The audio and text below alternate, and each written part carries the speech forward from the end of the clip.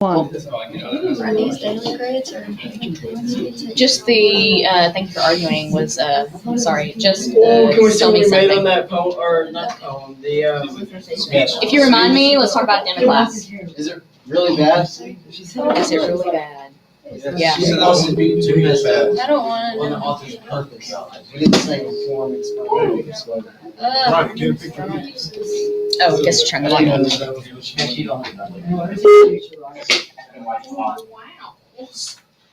Hello. Hi there. Hi. Can you see us? I see you, and do you see me? Yeah.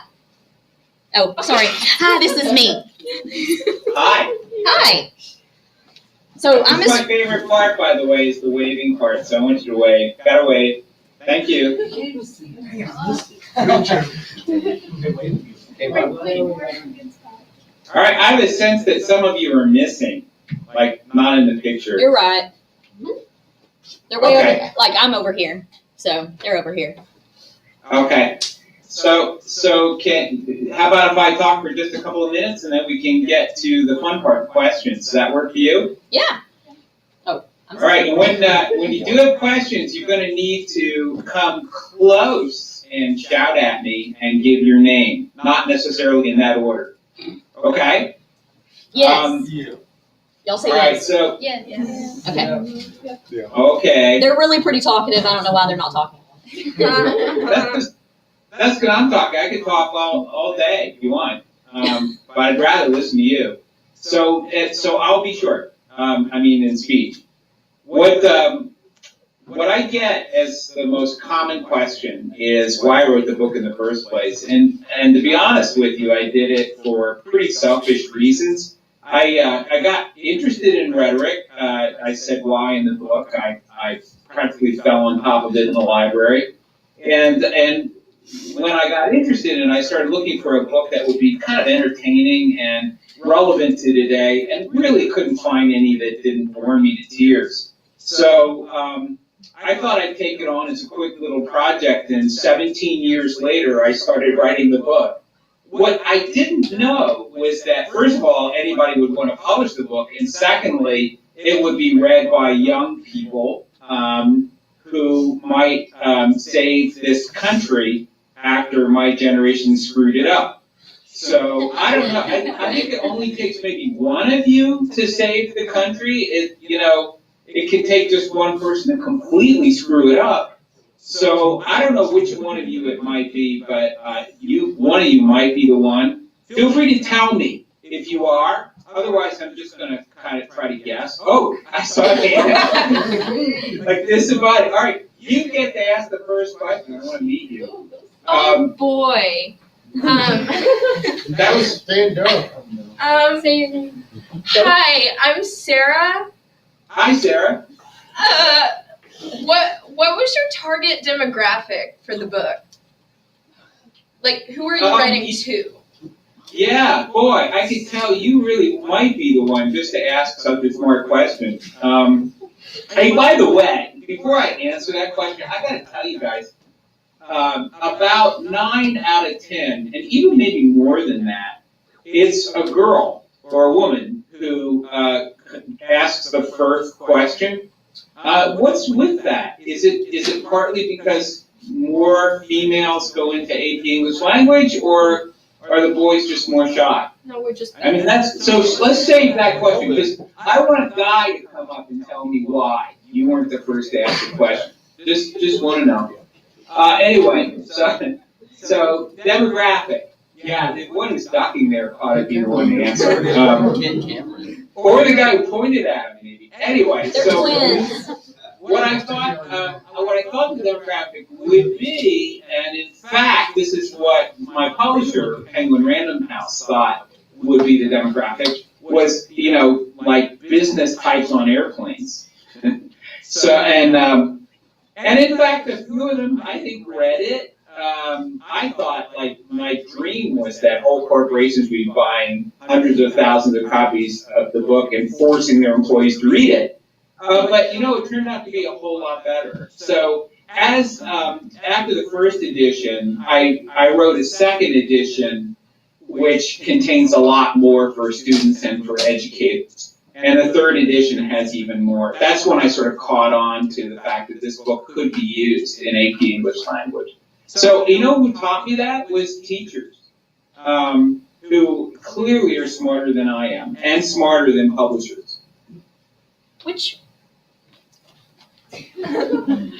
one's the hi, I'm the teacher.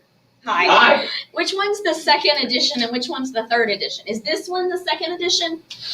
Yeah, that's the second edition. Okay, and the third edition is this one? Yeah, sorry that happened. That's okay.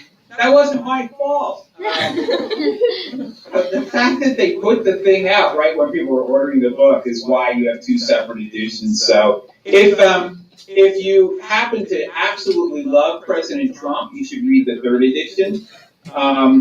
And the third edition also talks about how to write a college essay, which might be useful for you. So if you don't have that edition, you can go online and find it at argulab.com.